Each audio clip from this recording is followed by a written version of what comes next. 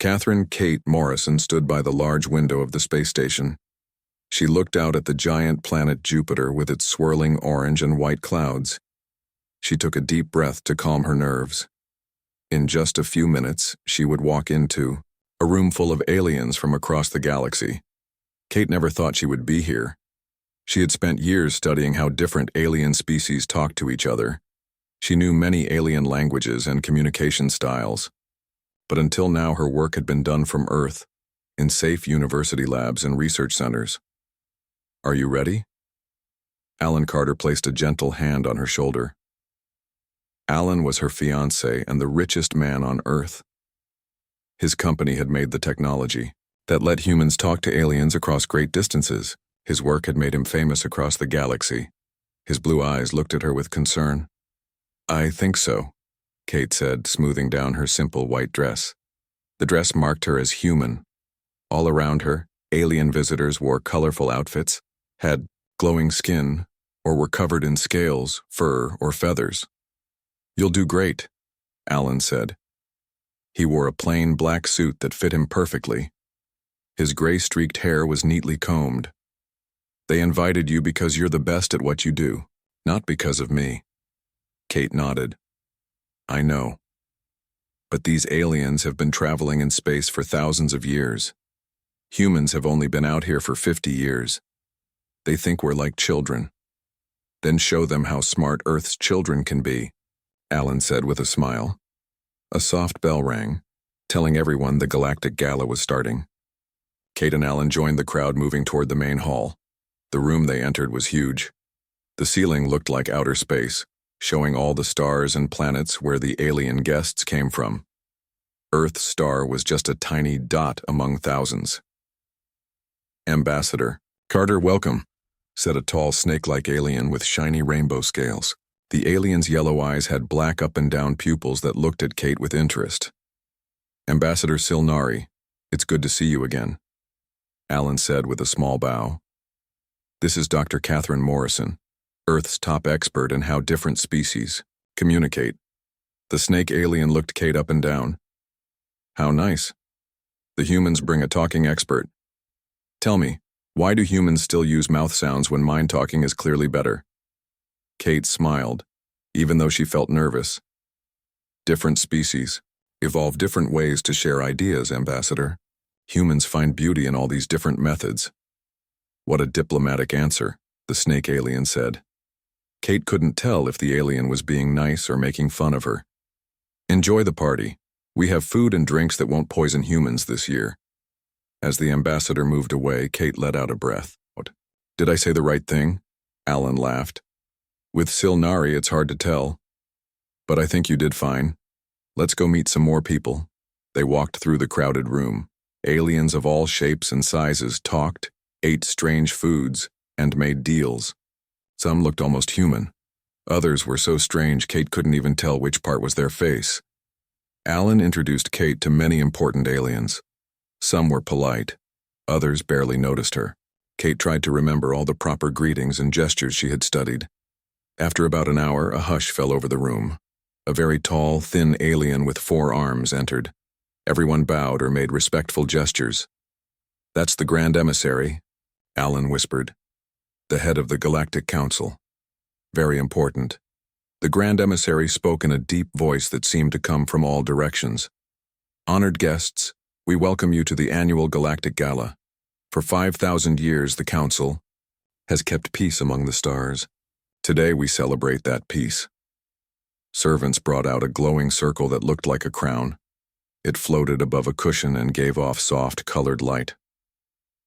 "The crown of 7 stars," Alan whispered. "Made from materials from the first 7 worlds. To join the council, it's their most important symbol." Everyone in the room bowed. Kate quickly followed Alan's lead and bowed too, though she didn't fully understand why the crown was so special. After the crown was shown, the party continued. A group of officials asked Alan to join them to talk about trade deals. He looked at Kate. "Will you be okay on your own for a bit?" he asked. Kate nodded. "I'll be fine. Go do your job." After Alan left, Kate found herself alone. She got a drink that was safe for humans and watched the aliens around her. She had just finished a nice talk with a being made of crystal when she heard someone mention her name. Look at the human female in white. Morrison. They say she's their communication expert. The voice came from a floating creature that looked like a jellyfish with glowing tentacles. Humans always send such primitive examples to these events, said another voice. This one belonged to a big alien with armor-like skin and many eyes. Look at her. No genetic improvements, no machine parts. Still basically an animal. Kate froze in place, pretending to look at her drink. Her face felt hot with shame. I heard she's mating with the rich one, Carter. Probably chosen for breeding, not brains, said a third voice. Typical humans. They still think money matters more than good genes. The jellyfish alien flashed with light patterns. Did you see her when they showed the stellar crown? Complete confusion. She has no idea what it means. Humans shouldn't even be here, said the armored alien. 50 years in space and they think they belong with species that have traveled the stars for thousands of years? Sad. Kate had heard enough. She turned to walk away with as much pride as she could, and found herself face to face with the aliens, who had been talking about her. Oh, Ambassador Morrison. The jellyfish's lights pulsed in what seemed like fake politeness. We were just talking about Earth's unusual approach to diplomacy. Kate gave a tight smile. I'm sure you were, please excuse me. Of course, the armored alien said. Enjoy the party. It's so rare for your kind to experience real civilization. Their laughter followed Kate as she walked away. Her eyes stung with tears she refused to let fall. She needed to find Alan. She had never felt so small and out of place. Maybe the aliens were right. Maybe humans didn't belong here yet.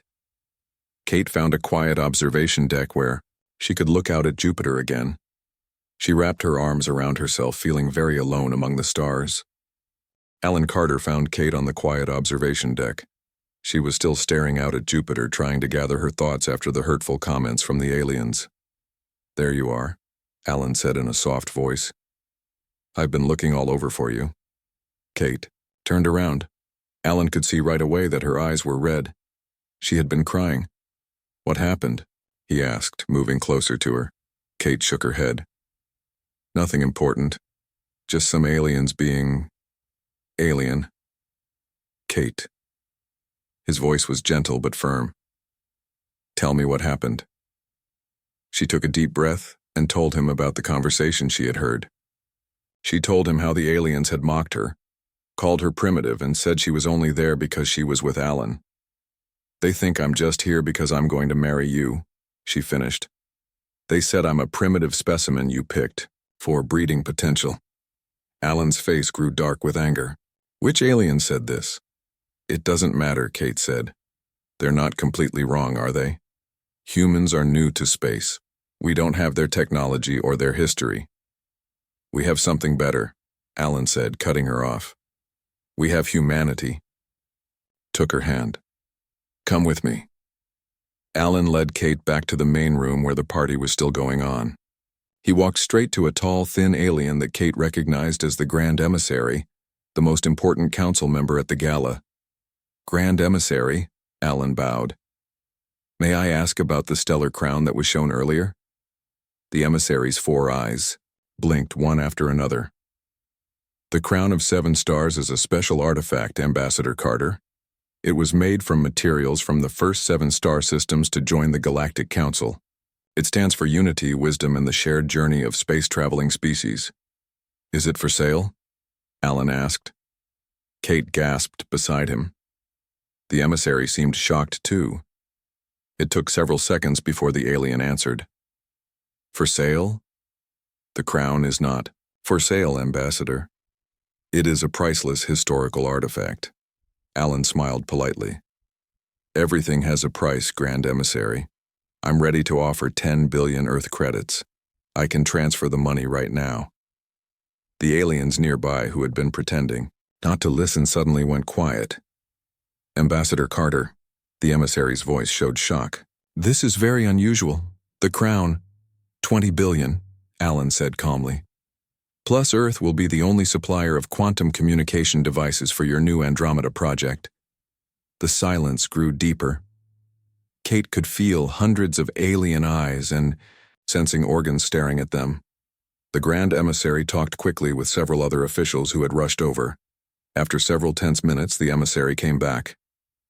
The Council accepts your offer, Ambassador Carter. We will check the funds and contract, and the crown will be prepared for transfer to Earth. Alan nodded. Good. And I want it given now. To Dr. Catherine Morrison, Earth's top expert on how species communicate and the future of human diplomatic relations. Kate's eyes went wide. Alan, what are you? But he squeezed her hand to silence her. Within minutes, a formal presentation was arranged. The Grand Emissary, clearly uncomfortable but following protocol, presented the glowing stellar crown to Kate in front of all the gathered aliens, including, she noticed with satisfaction, the 3 aliens who had mocked her. As she took the crown, which hummed with strange energy in her hands, Kate finally understood its importance from how the aliens reacted. This wasn't just a symbol, it was power, history, belonging, and Alan had just bought it for her. We're leaving, Alan whispered in her ear as clapping, some real, most fake, sounded around them. What? Now? But the party, trust me, he said quietly. With the crown safely placed in a special case that Kate now carried, they walked toward the exit. The aliens moved out of their way with expressions that Kate's translator had trouble interpreting, but which she knew were shock, anger, and in some cases, new respect. Ambassador Silnari, the snake-like alien, slid up to them before they could reach the door. Ambassador Carter, this is unheard of. Innovation often is, Ambassador, Alan replied coolly. The crown has never left council space in 5,000 years. Then it's about time it saw something new, don't you think? Alan smiled. Earth, we'll keep it safe. You've made a statement here tonight, Silnari's tongue flicked out. One that many species will not like. Kate stepped forward. The statement is simple, Ambassador. Humanity may be young, but we will not be dismissed. The snake alien's eyes narrowed, but Kate saw something new there. A reassessment. Dr. Morrison speaks the truth, Alan added. Please tell the council thank you for a nice evening. With that, they left, leaving behind a room buzzing with alien talk. Spoken, telepathic, by smell, and in stranger ways that Kate's translator couldn't even begin to understand. In their private shuttle returning to the human diplomatic ship, Kate finally let out her feelings. Alan, what were you thinking? That crown is a cultural treasure for them. And now it's a cultural treasure for Earth, he replied calmly, taking off his formal jacket. You can't just buy another species' heritage. Actually, I just did. With full council approval, I might add. They'll hate us for this. Alan turned to face her, his expression serious. Kate, they already looked down on us. The difference is, now they'll respect us too. By acting like we're taking things that aren't ours. By showing them that humanity won't be talked down to or pushed aside. He took her hands in his. I heard what they said about you, about humans, that we're primitive, that we don't belong. But here's what they don't understand. Humans have done in 50 years what took some of them thousands of years. He pointed to the case holding the crown. That object represents the founding of their council. And now it represents something else, that humanity has arrived on the galactic stage and we will be treated as equals. Kate stared at him, still trying to understand the huge thing that had just happened. The political problems from this will be enormous. Alan grinned. I'm counting on it. As their shuttle docked with the human diplomatic ship, Kate looked down at the case in her lap. Inside was the most important alien artifact ever to come to Earth. What happens next? She asked. Next, we take this home to Earth, Alan said, and we show the galaxy that humans are here to stay. The human captain of the diplomatic ship met them at the airlock. Her eyes went wide when Alan told her what was in the case. Sir, is that really the stellar crown? Yes, Captain, Alan said. Please set course for Earth immediately. I've already sent word ahead. They're preparing a proper place to display it. Yes, sir, the captain said, still looking shocked. That night, in their quarters on the ship, Kate lay awake thinking about everything that had happened. She thought about the cruel words of the aliens and Alan's dramatic response. Are you awake? Alan asked in the darkness. Yes, Kate said. I can't stop thinking about it all. Having second thoughts? Kate was quiet for a moment. No, she said, finally. The crown would have sat in some council vault for another 5,000 years. On Earth it will be seen, studied, appreciated. And it sends a message, Alan added. A very expensive message, Kate said with a small laugh. Worth every credit, Alan said, taking her hand. No one mocks my future wife, or my species. As the ship sped toward Earth, Kate finally fell asleep, dreaming of what tomorrow would bring, for her, for Alan, and for humanity's place among the stars. News of what Alan Carter had done spread quickly across Earth. By the time their ship arrived 3 days later, everyone on the planet knew about the stellar crown. Kate looked out the window as their shuttle descended toward Washington, D.C. Crowds of people filled the streets below. Many held signs welcoming them home. I didn't expect this, Kate said. Alan smiled. Earth is proud. This is the first time we've brought back something truly important from space. Their shuttle landed on the roof of the Global Unity Building. President Olivia Nash was waiting for them with a group of important officials. Ambassador Carter, Dr. Morrison, the president said, shaking their hands. Welcome home. You've made history. Thank you, Madam President, Alan replied. Has the special room been prepared? The president nodded. Yes. The Hall of Cosmic Heritage is ready for the crown. They took a private elevator down to a large room with thick glass walls. Inside, a round platform stood in the center under bright lights. Security guards stood at every door. This is where the crown will be displayed, President Nash explained. The public will be able to view it starting tomorrow. Alan handed the case to Kate. You should do the honors. Kate carefully opened the case. The stellar crown glowed with soft blue and purple light. She gently lifted it and placed it on the platform. As soon as she let go, a clear dome came down over the crown to protect it. Beautiful, the president said. And now it belongs to all humanity. Kate wasn't so sure. She still felt uneasy about taking such an important alien artifact. But when she saw the wonder on the faces of the humans around her, she began to understand Alan's actions a little better. That evening, Kate and Alan attended a special dinner at the White House. Leaders from around the world were there to celebrate.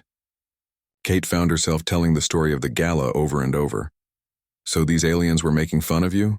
Asked the Prime Minister of Japan. Kate nodded. They didn't think I could hear them. They called humans primitive and said we didn't belong in space.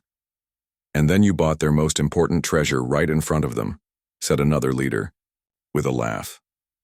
That's the most American thing I've ever heard. Everyone laughed, including Alan. But Kate still wondered if they had done the right thing.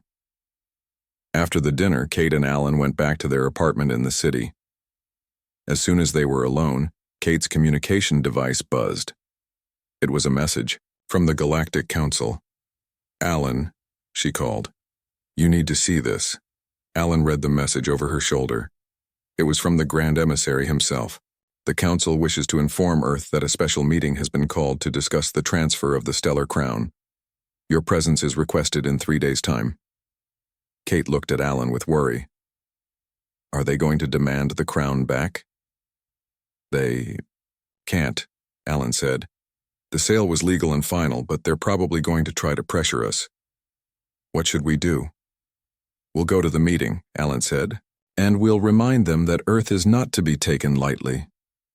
3 days later, Kate and Alan were back in space. This time they traveled on Earth's newest ship, the Star Voyager. It was smaller than the alien ships, but still impressive for human technology. They arrived at the Council's main space station near Jupiter. Kate noticed right away that things were different. The aliens seemed more careful around them, more watchful. They were led to a large meeting room. Around a big table sat representatives from 20 different alien races. The Grand Emissary sat at the head of the table. Ambassador Carter, Dr. Morrison, the emissary said. Thank you for coming. We received your message, Alan said. What does the council wish to discuss? The Grand Emissary's four eyes blinked slowly. The council is concerned about the crown. It has great cultural significance to many species. We understand that, Kate said. It's being treated with the utmost respect on Earth. That may be, said another alien, one Kate recognized as the armored being who had mocked her at the gala. But it belongs with the council, not with a primitive species that has barely left its own planet. Alan smiled coldly. The crown was sold fairly. The council accepted payment. The transaction is complete. Perhaps we can come to a new arrangement, said the jellyfish-like alien, also from the gala. Earth will be compensated, of course. The crown is not for sale, Kate said firmly, just as you told us it wasn't before you accepted our offer. The aliens looked surprised at her firmness. Earth is keeping the crown, Alan added. However, we are willing to discuss something else. And what is that? Asked the Grand Emissary. Earth's place on the Inner Council, Alan said. The room erupted in angry protests. The Inner Council was made up of only the oldest and most advanced spacefaring races. Humans had never even been considered for membership. Impossible, shouted the armored alien. Humans are too young, too untested. Yet we now possess one of the most important artifacts in the galaxy, Alan pointed out. Surely that counts for something. The Grand Emissary raised a hand for silence. This is an unusual request, Ambassador Carter. No more unusual than selling the crown in the first place, Kate said. The emissary looked at her with new interest. You have changed, Dr. Morrison. At the gala, you were unsure of yourself. Kate stood straighter. I've learned that being young doesn't mean being less worthy. Humanity deserves respect. Bold words, said the snake-like Ambassador Silnari, but perhaps not without merit. The Grand Emissary was quiet for a long time. Finally, he spoke. The Council will consider Earth's request for Inner Council membership. In the meantime, we have another matter to address. He gestured to the armored alien and the jellyfish-like being. These members have been found guilty of conduct unbecoming Council representatives. Their treatment of Dr. Morrison at the gala was recorded and reviewed. Kate was shocked. You knew about that? Little happens at Council functions that I do not know about, the emissary said. Their behavior was shameful and has been punished accordingly. The two aliens looked down, clearly embarrassed. Dr. Morrison, the emissary continued, the Council offers its formal apology for their words. Kate didn't know what to say. She had never expected the Council to take her side. Apology accepted, she finally said. As they left the meeting, Alan squeezed Kate's hand. See? The crown was just the first step. Now they're starting to see us as equals. Kate nodded slowly. Maybe. You were right all along. That night on the journey back to Earth, Kate stood on the observation deck of the star Voyager. Earth was a tiny blue dot in the distance, but growing larger as they approached. Alan joined her, wrapping an arm around her waist. Penny, for your thoughts? I was just thinking about how quickly things change, Kate said. A week ago, I felt small and out of place among the aliens. Now they're apologizing to me and considering Earth for the Inner Council. That's how it works with humans, Alan said with a smile. We adapt. We surprise people. That's our strength. Kate rested her head on his shoulder. So what's next for us? Next? Alan's eyes sparkled. Next, we change the galaxy. As Earth grew larger in the window, Kate felt a new sense of pride. Humanity might be young, but they were making their mark among the stars, and she was helping to lead the way. 2 months passed quickly. The stellar crown became the most visited exhibit on Earth. People from all countries came to Washington, D.C. to see the alien artifact. Scientists studied it carefully, learning new things about alien technology and Materials. Kate had been busy. After their return from the council meeting, she was named Earth's new ambassador for interspecies relations. She spent her days meeting with human leaders and talking to alien representatives through video calls. Alan was proud of her.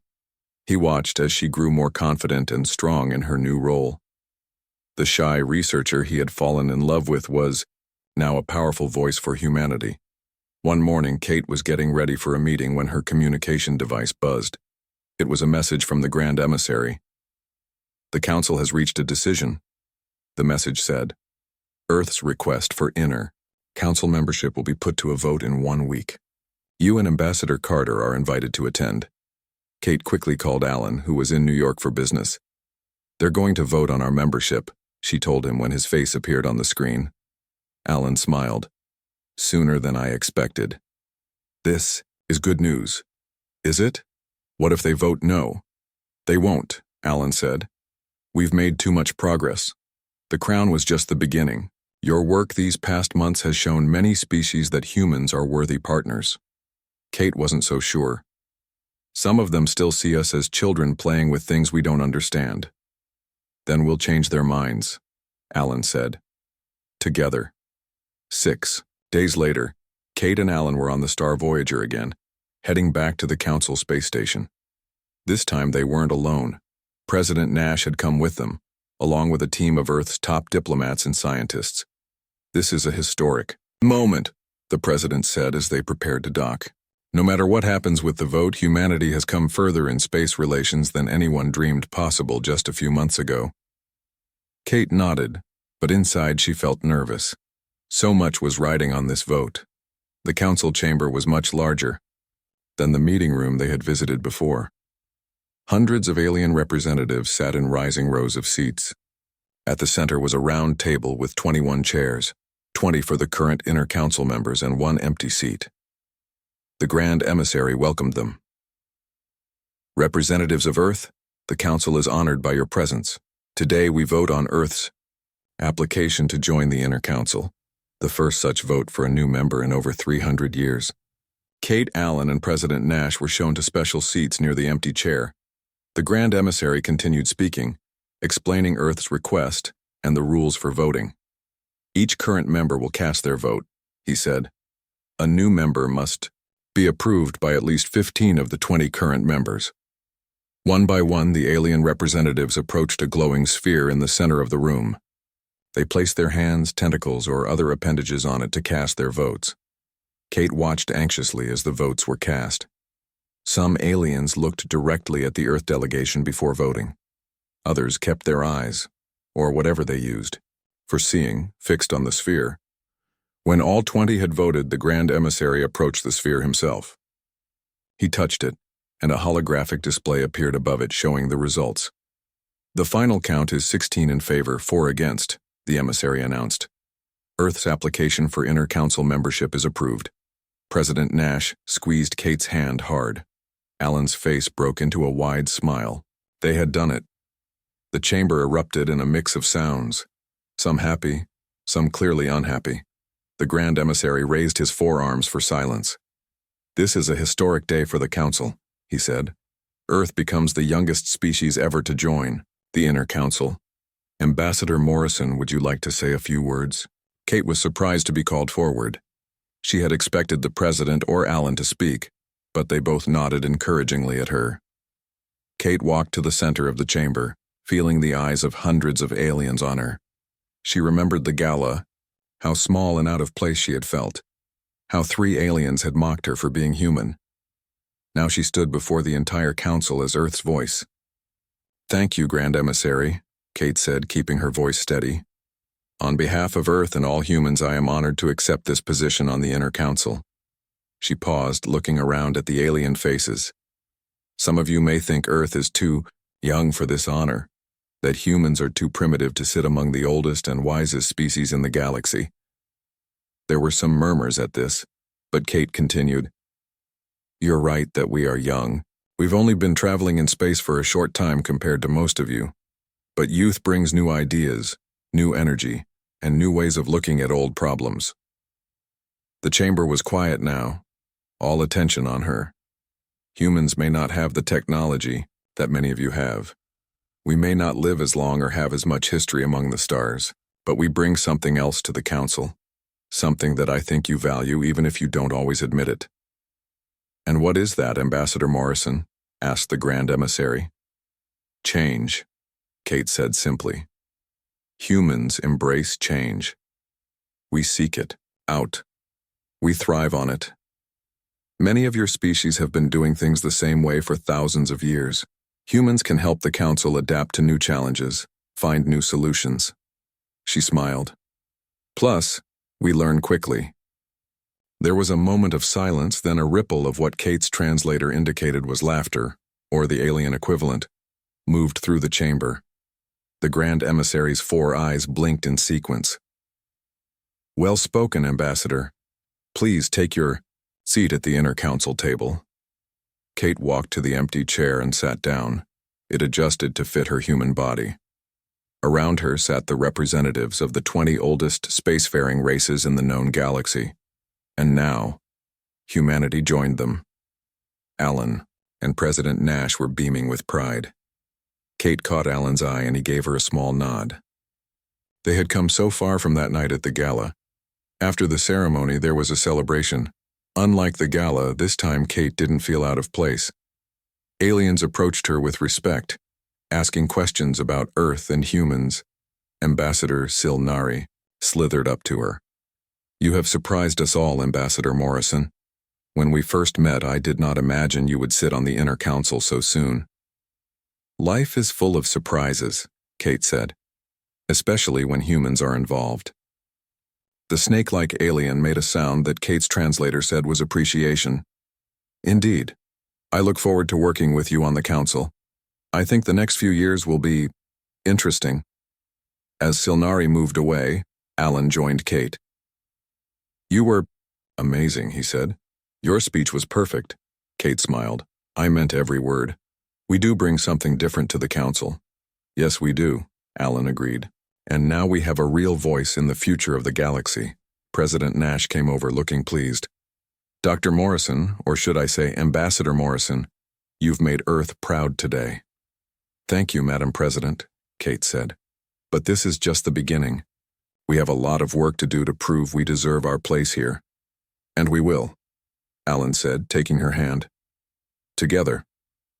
As they looked out at the gathering of aliens, now their equals in the eyes of the council, Kate felt a sense of purpose stronger than she had ever known. From being mocked at a gala to sitting on the inner council, her journey had been short but remarkable, and it was only just beginning. 1 year had passed since Earth joined the inner council. Kate's life had changed completely. She now spent most of her time in space, traveling between Earth and the council space station. Her work as Earth's voice on the council kept her very busy. Alan supported her every step of the way. He had stepped back from his company to work with Kate, using his business skills to help negotiate trade deals between Earth and alien worlds. Together, they had become the most famous couple in human history. Today was a special day. Kate and Alan stood in the Hall of Cosmic Heritage in Washington, D.C., looking at the stellar crown. It still glowed with soft light, but now many humans understood its meaning and history. School children came to see it every day, learning about the galaxy beyond Earth. Hard to believe it's been a year, Kate said quietly. Alan nodded. So much has changed since that night at the gala. A young woman approached them with a tablet. Ambassador Morrison, your transport is ready. The ceremony starts in 3 hours. Thank you, Lisa, Kate said. Her assistant had been with her for 6 months now, helping manage her busy schedule. Today was the 1-year anniversary of Earth joining the Inner Council. A special ceremony was planned at the Council space station. Kate and Alan would be the guests of honor. Their space transport was small, but fast. Lisa stayed behind on Earth as Kate and Alan traveled alone. During the journey, they talked about all that had happened in the past year. Earth had changed. With membership on the Inner Council came new trade deals, new technology, and new knowledge. Humans were learning faster than ever before. Ships like the one Kate and Alan were on, which could travel from Earth to Jupiter in just hours, were now common. Do you ever regret it? Alan asked as they neared the space station. Buying the crown? Starting all of this? Kate thought for a moment. No, it was bold and maybe a little rude, but it got the aliens' attention. It made them see us differently. And you? Do you see yourself differently? Kate smiled. The woman who felt so small and out of place at that first gala seems like a different person now. I've grown. The space station came into view. It had also changed in the past year. One whole section was now designed for humans, with Earth-like gravity and air. Alan had paid for much of this construction himself, making it easier for human representatives to live and work there. They docked and were greeted by a mix of human and alien staff. Kate was now a familiar face here, respected by most. Ambassador Morrison, Ambassador Carter, said a young human aide. The Grand Emissary wishes to speak with you before the ceremony. They were led to a private meeting room where the tall, four-armed alien waited. Over the past year, Kate had come to respect the Grand Emissary's wisdom and fairness. Ambassadors, the emissary greeted them. Thank you for coming early. There is a matter I wish to discuss. What is it? Kate asked. The Council has been watching Earth's progress with great interest, the emissary said. Your species has adapted to galactic politics faster than any in our history, Alan smiled. As Kate likes to say, adapting is what humans do best. Indeed. The Grand Emissary's four eyes blinked in sequence, which is why I wish to propose something new. He touched a control on the table, and a hologram appeared. It showed a beautiful building on a planet Kate didn't recognize. This is the Galactic Academy on Centauri Prime, the emissary explained. For thousands of years it has been where young members of advanced species learn about the galaxy, science, and diplomacy. Kate studied the image. It's beautiful. The Council proposes to open it to humans for the first time, the emissary said. We believe it will help the next generation of humans integrate more fully into galactic society. Alan leaned forward. That's a generous offer. But why tell us in private? The Grand Emissary's voice became softer. Because we wish for Dr. Morrison to lead this initiative, to become the first human dean of students at the Academy. Kate was shocked. Me? But my work on the Council would continue, but with a new focus on education and cultural exchange, the emissary said.